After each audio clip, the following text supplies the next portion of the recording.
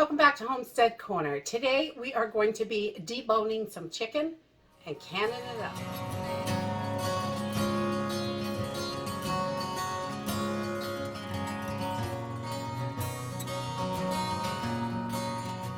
This week our local grocery store, Hannaford, has split chicken breasts for 99 cents a pound.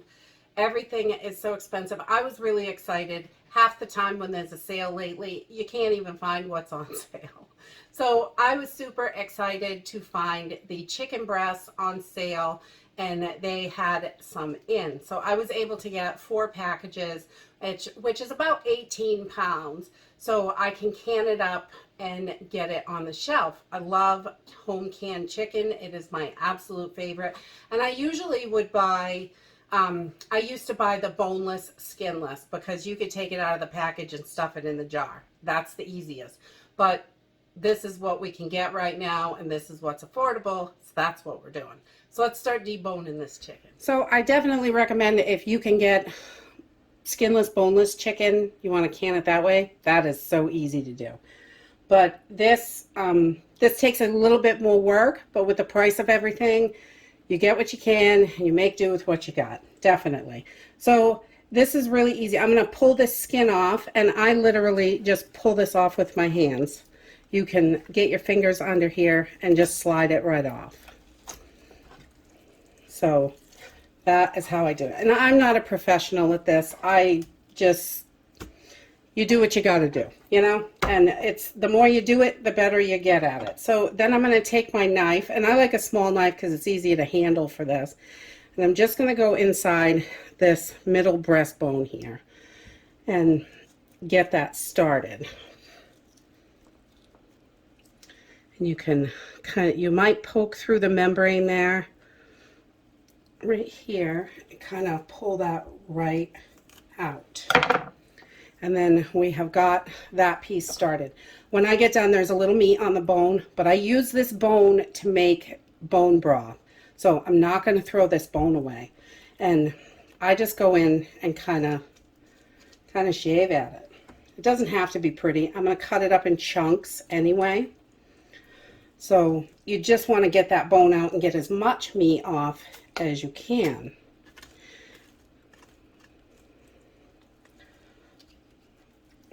So I just kind of go in there like that. And just try not to get this cartilage stuff and bone in there. That's all I'm trying to do, is get as much off as I can. And you can use it as a guide to get in there. And definitely, if you're looking for a professional to do this, you want to check someone else's video. But this will do the job. And then there is a piece of bone in here, so I kind of feel for it with my finger. You can see it right there, and it kind of goes right in there. But I try to do this without losing any or very little meat.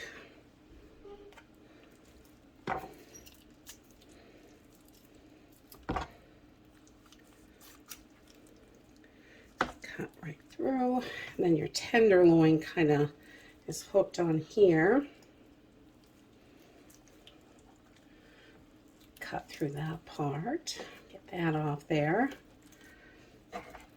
And then you have got your bone, and there is a little bit of meat on here, and you could cut that off if you're really concerned about it, but I throw this into the bone broth, and I can pick this meat off afterwards. It just falls off the bone, and then after the bone broth, it just kind of falls off, so I will just pull that meat off, and we have it for the dogs, or we can put it in casserole or whatever. So I'm just going to take this and throw it in a bowl. And then any big chunks of fat, I just cut those off. Anything big. And I just make sure over here where that little bone was, if there's anything in there, we want to make sure we get it out. Sometimes that bone will break or is broken, and there's like a piece of cartilage right here that's a little tough. So I'm going to get that out. without losing too much meat, because, you know, cost of everything, you can't afford to lose too much. So then I'm going to take this and I'm going to throw it right in my bowl. That one's done. And I'm going to keep going and getting all of this chicken deboned and deskinned, and then I will be ready to take the breast and can it up. So again, I just peel the skin right off. I don't use the skin part. Some people throw that skin part right in their bone broth, but I do not do that. And then again, just get started on that breastbone, right up against it, and then kind of fish your knife down through there and pull it out. You don't lose too much meat that way. There's a teeny bit there, but you can cut that off. But I am just going to keep going, and I will bring you back once I get all of this deboned. Okay, so once I've got my chicken all deboned, I've got it in a bowl over here, and it is ready to be canned. And I just put my bones in a 1-gallon bag. I've got 2 bags from this, and we're going to chuck these in the freezer. And when I have carrots and celery that need to be used up so they won't go bad, then I will pull those out of the freezer and start the bone broth. But right now, I'm going to chuck them in the freezer, and we'll do that. So always make sure you have extra canning lids on hand, because I just purchased brand new cases of wide mouth jars, and I was washing them up, getting them ready to can in, and I noticed here on the side, I'm not sure if you can see this, but there is a huge dent here, up here on the top, and it kind of pushes in the rubber seal part. So I am not going to use this lid because I don't think it's going to work properly. But make sure you check those.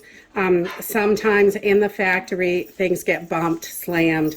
I have had a few of these, but I just wanted to share that with you. Canning chicken is super simple. I don't take all the fat off. There's little pieces here and there. I think it helps add to the flavor. Just big chunks when I'm doing it.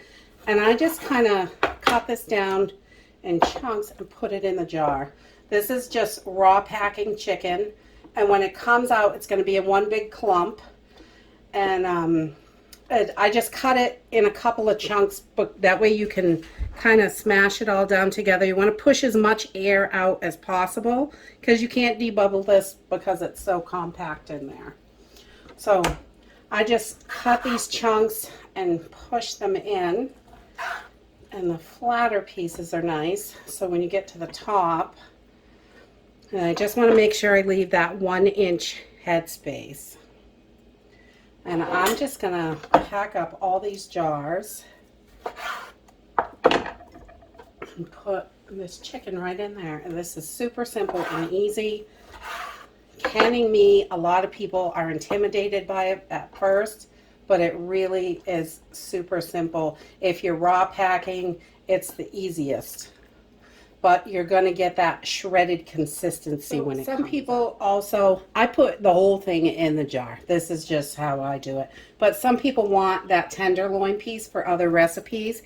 And this, you can just, there's a little membrane there, and it comes right off. And then you can have your tenderloin for, if you want to freeze it or whatever. Some people like that section just for certain recipes, but I just put the whole thing right in there.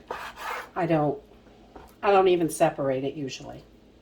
Just toss it right in. Sometimes it falls off, but okay. So once I have all my jars packed, I'm just going to put a 1/4 to a 1/2 teaspoon of salt in each jar. We just want to make sure there's a little bit in there. I don't like to overdo it. You could put up to a teaspoon in there, but I find that to be just a little too salty. So I skimp on the salt a little. And you can use canning salt, sea salt, pink salt. I use pink salt myself. And I do not add any liquid to this. This is going to make its own liquid.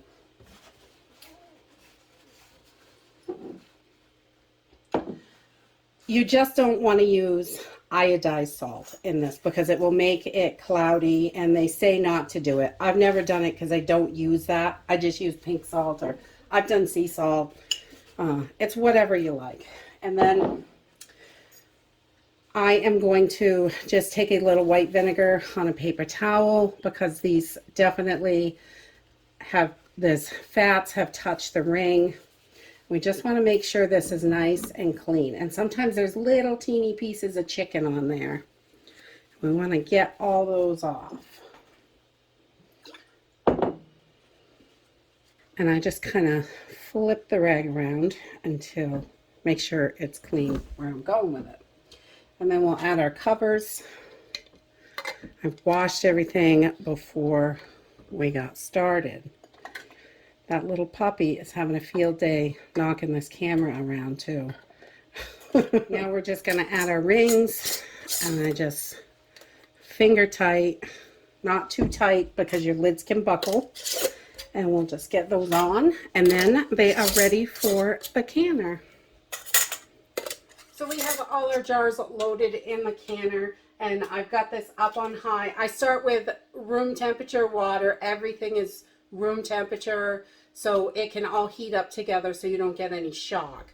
And once the steam is coming out of here for 10 minutes, I will add my weight. Depending on your elevation, I use 10 pounds. You may need 15, depends on your elevation. But once I get that steam for 10 minutes, I'll add my weight. Once I have a good jiggle, I will start timing this for 75 minutes because it is pints. 90 minutes if you're doing quarts. And there you have it, right out of the canner, ready for the pantry tomorrow morning. We just let them sit and cool overnight, clean them up and label them tomorrow, and get them off to the pantry. And when you are canning your own, this costs about $1 a jar. And because I figure the bones are going to be used as well, so there really isn't any waste here.